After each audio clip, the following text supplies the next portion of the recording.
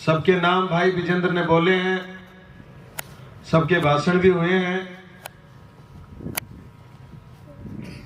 मेरे बहुत अजीज साथी जो किसान मोर्चे के प्रदेश अध्यक्ष हैं एडवोकेट राम गोपाल जी बिश्नोई, आज सिर्फ इस बात पर आए हैं क्योंकि जब मैं पूरे राजस्थान में फ्री बिजली का आंदोलन चला रहा था तो पश्चिमी राजस्थान में राम गोपाल जी ने मेरे साथ कई महीनों उस आंदोलन में बिताए थे।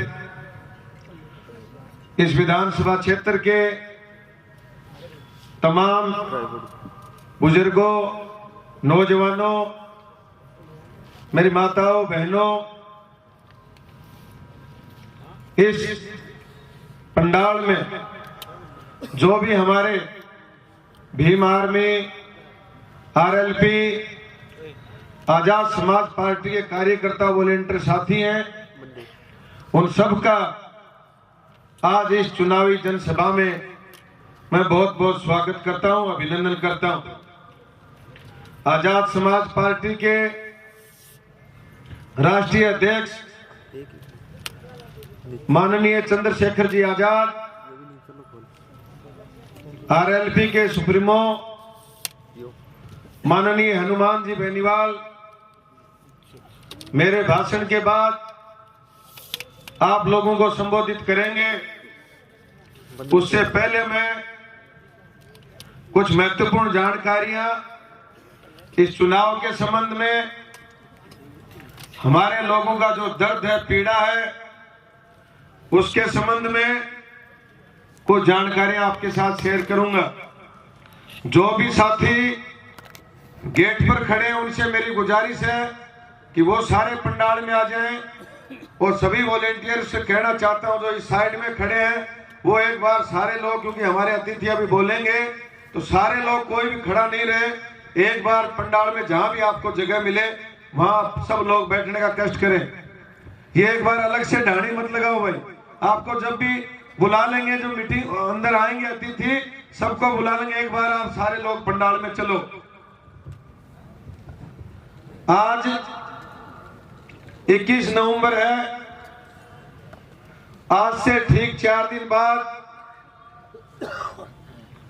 राजस्थान विधानसभा का चुनाव है, मतदान है। इस मतदान में झुंझुनू विधानसभा क्षेत्र से हम 9 प्रत्याशी चुनाव मैदान में हैं। उनमें सिर्फ 4 प्रत्याशियों का थोड़ा बहुत बोलबाला है। 2 प्रत्याशी तो ऐसे हैं जो पहले बीजेपी की टिकट मांग रहे थे। इससे पिछली बार जब चुनाव था तब भी दोनों बीजेपी की टिकट मांग रहे थे। पहले जिसको टिकट मिली, इस साल उनकी टिकट कट गई है, और जिनकी टिकट कटी वो पिछली साल उनके सामने चुनाव मैदान में था। आज जो निर्दलीय चुनाव लड़ा बीजेपी के सामने,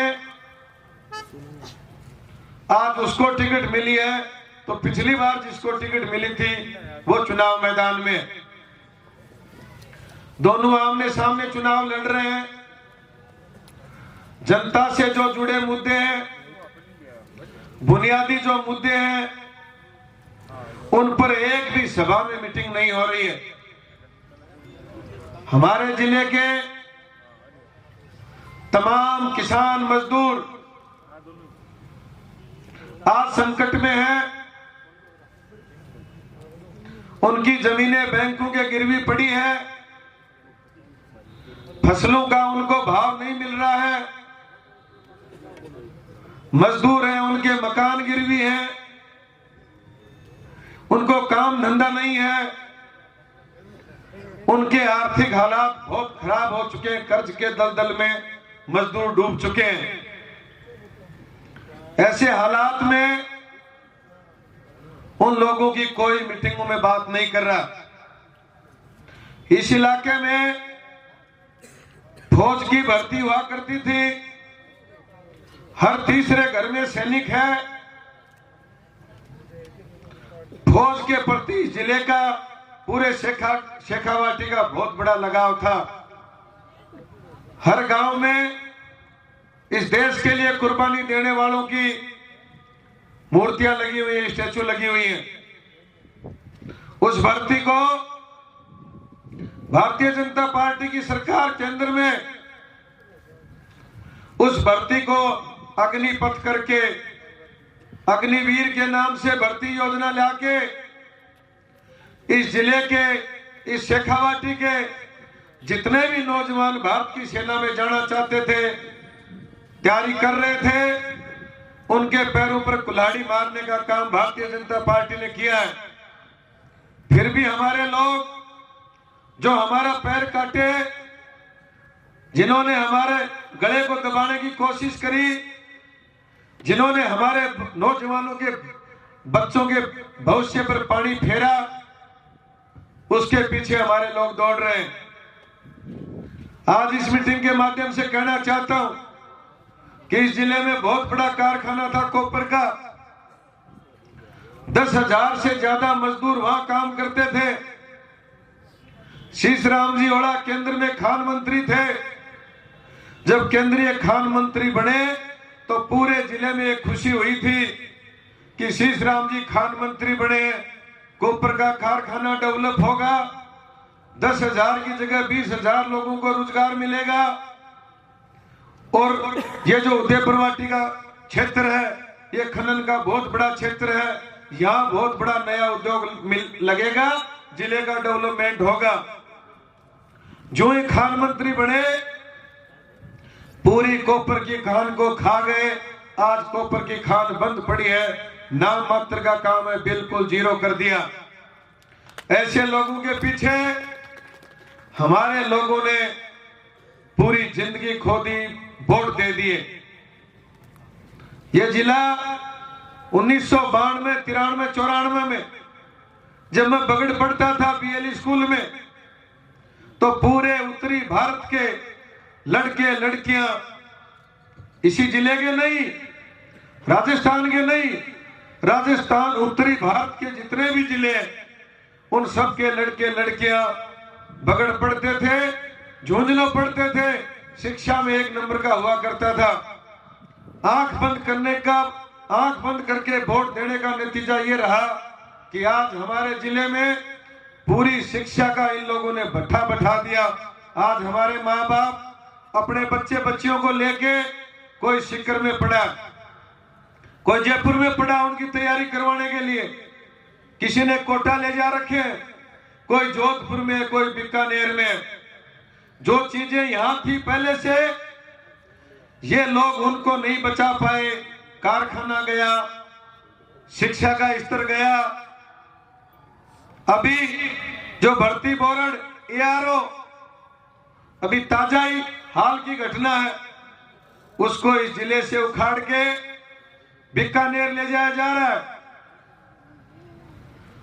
जो मोदी जी 2 दिन पहले यहां सभा करने आए थे, उस सभा में कह रहे थे कि मैं सबसे रामरूमी करने आया हूं, और जो नहीं आए उनको भी मेरी रामरूमी देना।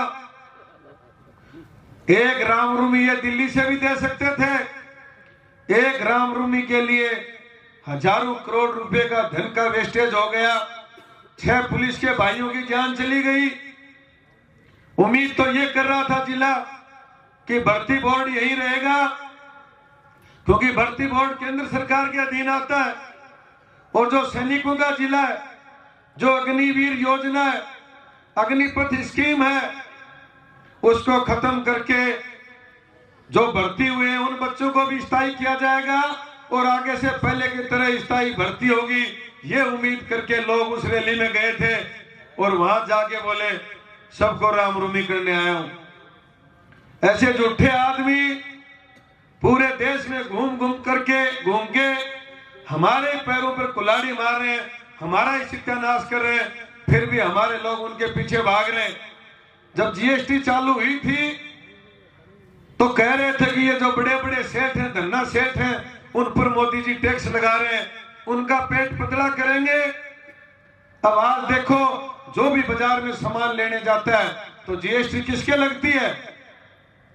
हमारे लगती है तो पहले हमारे पेट में कुछ नहीं था, अब पेट में जो कुछ थोड़ा बहुत था उसको भी नाम तो सेठों का और पेट से हमारे निकाल लिया।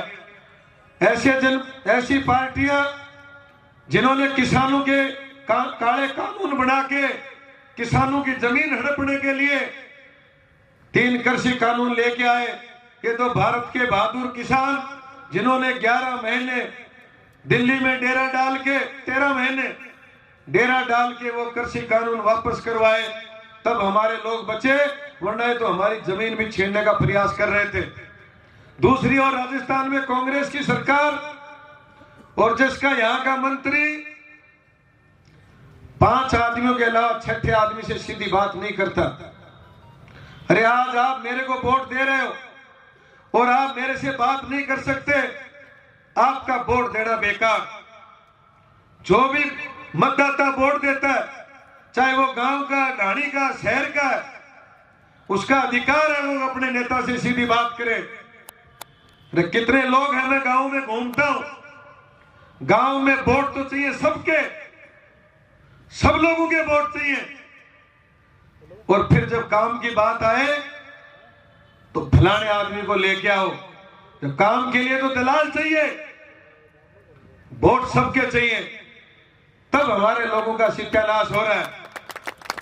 आज ये जो चुनाव है, ये चुनाव मेरा चुनाव कोई दिखावे का चुनाव नहीं है, ना किसी को हराने का चुनाव है, ना किसी को जिताने का चुनाव है। मेरा चुनाव अपने जिले के लोगों को बचाने का चुनाव है, बचाने का चुनाव है। 25 तारीख को वोट पड़ जाएंगे, 4 ही दिन बचे हैं। 26 को आदमी की जरूरत नहीं पड़ेगी क्या? जरूरत नहीं पड़ेगी क्या 26 को? ये गिरधारी जी कुमार कभी बता रहे थे, समुसपुर में इनका माम शास्त्र, ये वो वास्तविक घटना बता रहे थे। 70,000 की विशार भरी गई और पूरे जीवन उस परिवार ने, ये जो विजेंद्र जी होड़ा का प्रधान यहां बैठा है झुंझुनू पंचायत समिति में, वो उसी गांव का, समसपुर का, उनकी पत्नी है, पूरी जिंदगी इनको वोट दिए। जब विशार भरी गई तो उनके पास गए, वो कहा कि विशार भर ली, तो क्या जवाब मिला उनको कि यार मौके पर गुण बताई, अब भरिया पचक कट्टे गुन्यास तो बात में समझ तो होगो, ते प्रधान हो तारो राज है। बोले भाई बात समझ गो, लेकिन बात मौके पर ही बात हो। सारी जगह घूमने के बाद उन रिश्तेदारों ने गिरधारी जी को फोन किया। गिरधारी जी को फोन करने के बाद की रिश्तेदारी में बहुत गरीब परिवार, ऐसी स्थिति हो गई, मेरी गाड़ी लेके बिजली पावर हाउस में आया, कैसे झगड़ा करके, कैसे स्थिति का हवाला देके, कैसे चाहिए इनको ये बताया कि किस किस जगह आप चोरी करते हो, आप भी करते हो, ठगी मारते हो, पूरे मेरे ध्यान में 100%। अगर आज भी इशार नहीं कटी तो 2 दिन में आपको पकड़वाऊंगा, ट्रेप कराऊंगा। ऐसे करके गरीब आदमी की 70,000 की भी इशार कटवाई।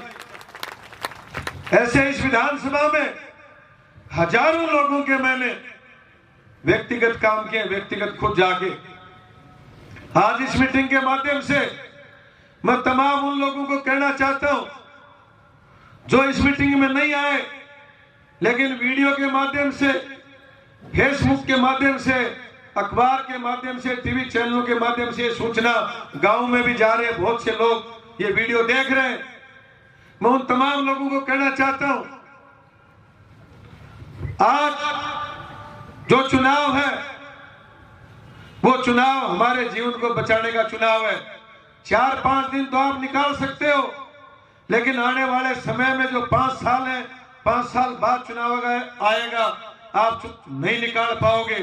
बहुत से लोगों की जमीनें बैंकों के गिरवी पड़ी है, बहुत से लोग जोड़ों की जमीन में बसे हुए हैं, हाई कोर्ट के आदेश आ रहे हैं। थोड़े दिन पहले आपने देखा होगा कि ढुआना गांव में पूरे मकान तोड़े गए थे।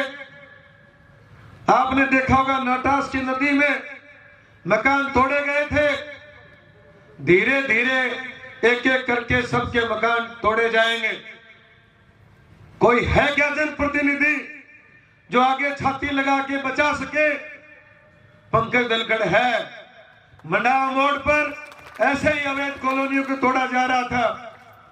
पढ़ने वाला बच्चा था, पुलिस आ रखी थी, पूरी नगर पालिका की टीम थी, औरतें जेसीबी के आगे गिड़गिड़ा रही थी। पुलिस को देख के आदमी घरों में घुस गए थे। मैंने जेसीबी के आगे छाती लगा के तोड़ फोड़ रुकवाई, उन आदमियों को घर से निकलवाया।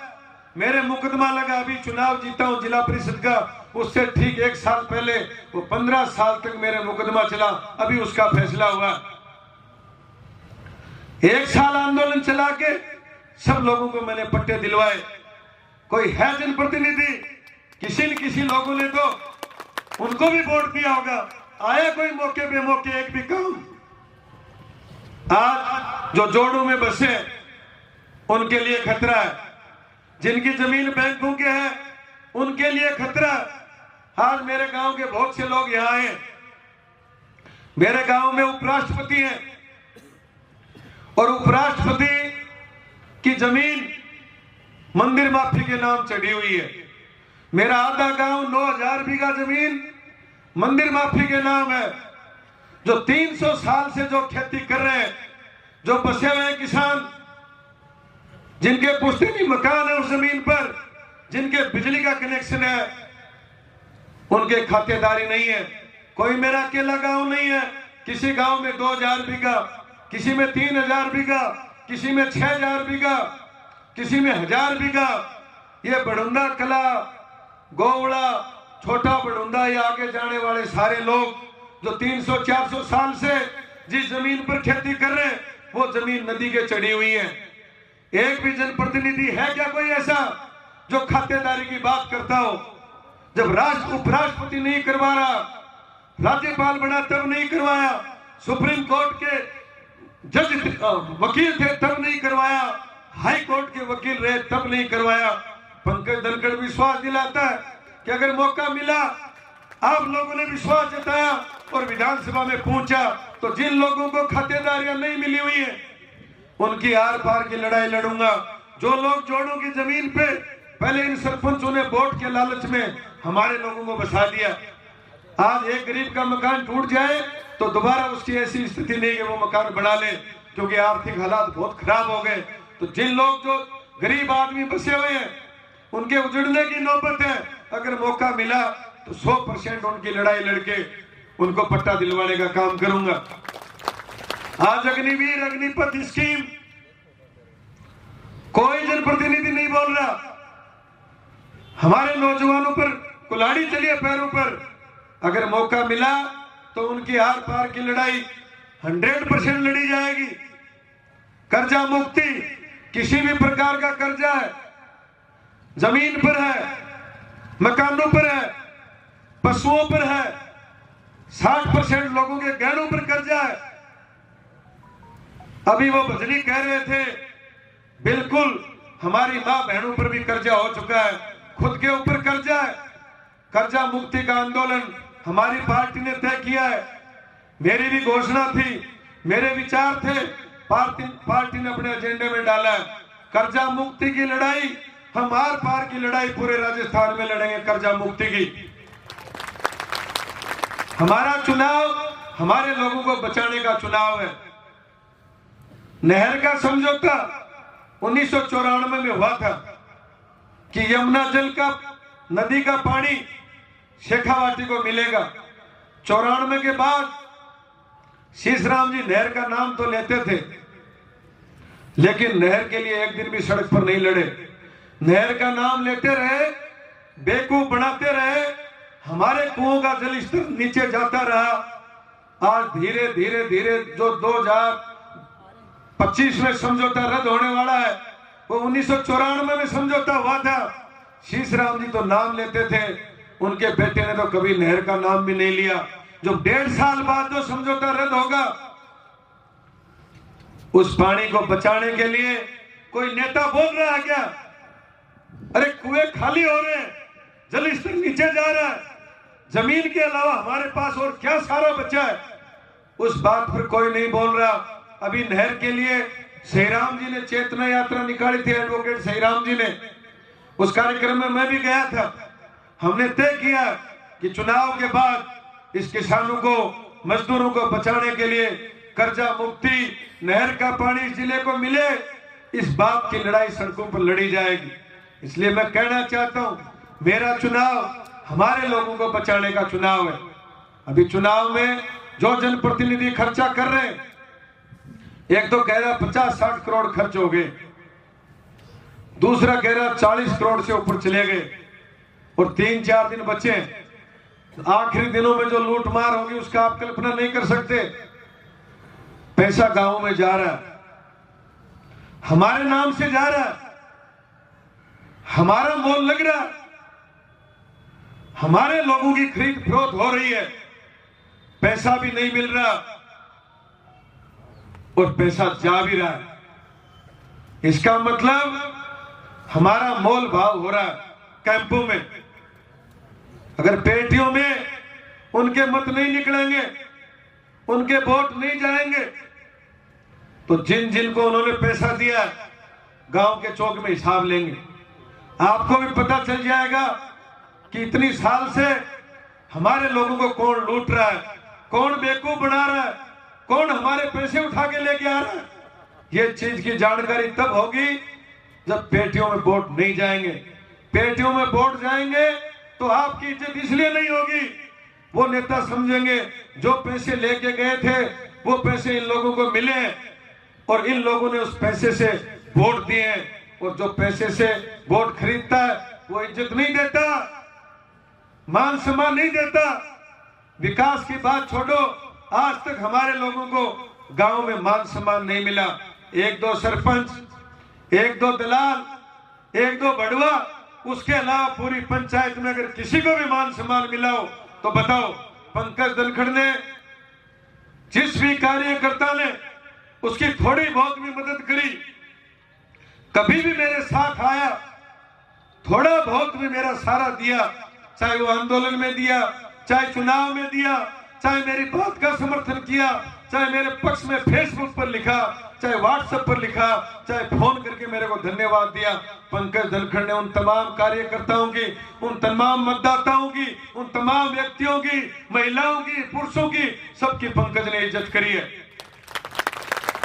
लोकतंत्र में नेता नौकर होता है, जनता मालिक होती है।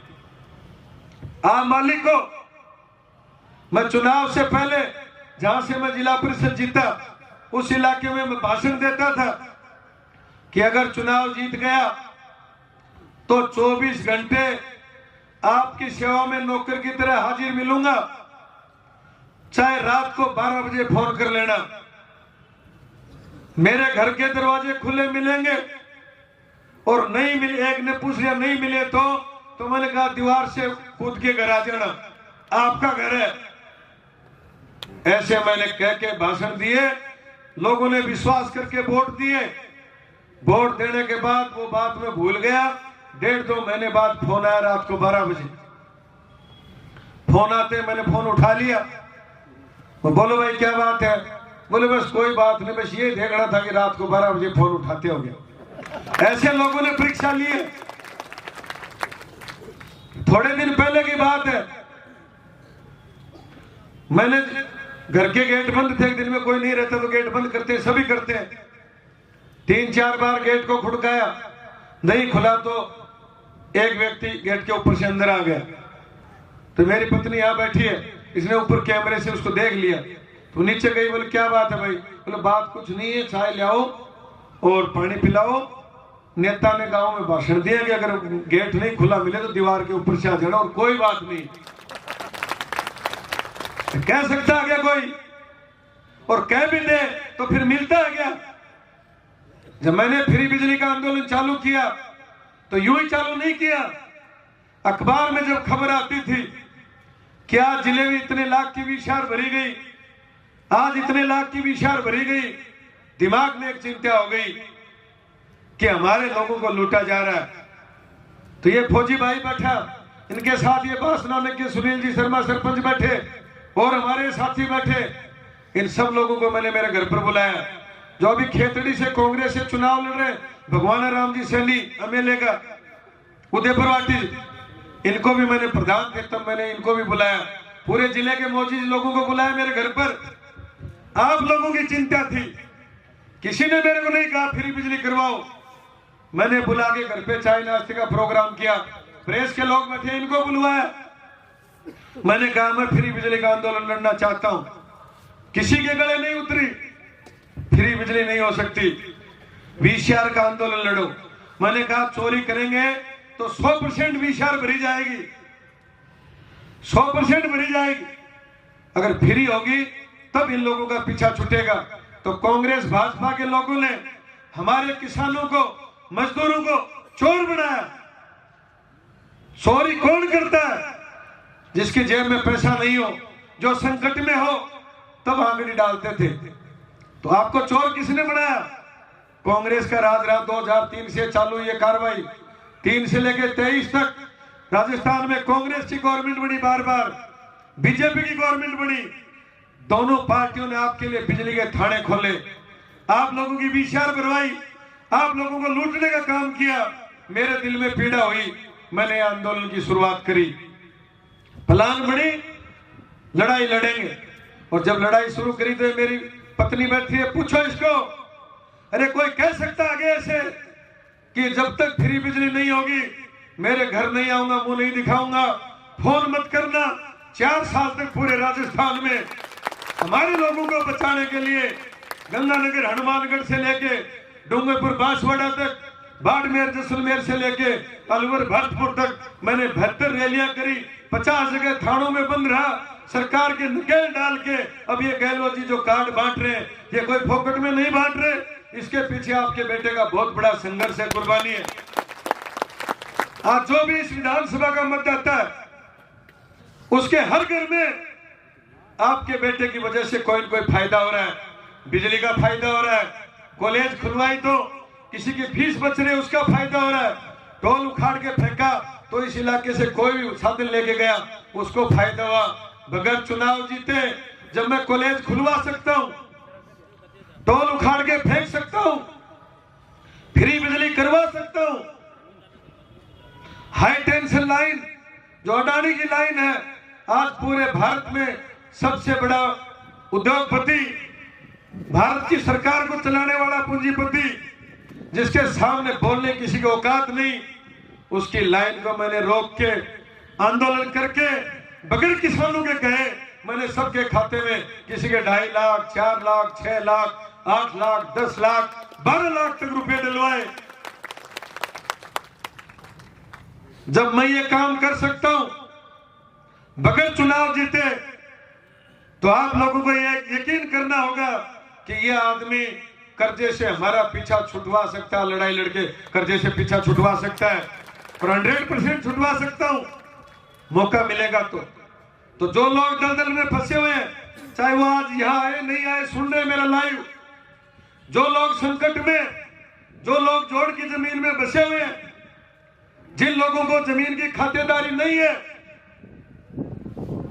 जो बच्चे गांव में लाइब्रेरी चाहते हैं, जिनको नहर के पानी की जरूरत है, ऐसे तमाम मतदाता, नौजवान, किसान, मजदूर, माताएं, बहनें, आप मेरे चुनाव में मेरे साथ खड़े होइए।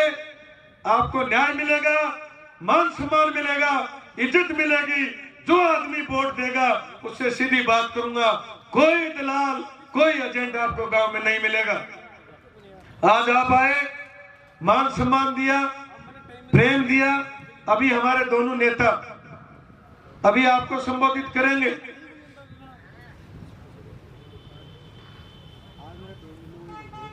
अभी हमारे नेता माननीय हनुमान जी बेनीवाल, माननीय चंद्रशेखर जी आजाद, ये जो एलईडी लगाई गई है, क्योंकि उन्होंने 3 प्रोग्राम मेरे को दे दिए। पहले 19 तारीख का प्रोग्राम दिया, लेकिन पूरे राजस्थान में जनसभा होने के कारण उन्होंने कहा कि 19 तारीख को सुबह जल्दी प्रोग्राम करो। मैंने कहा लोग नहीं आ पाएंगे, तो दोपहर का प्रोग्राम नहीं मिला। उन्होंने कहा 22 तारीख का प्रोग्राम आप तय करो।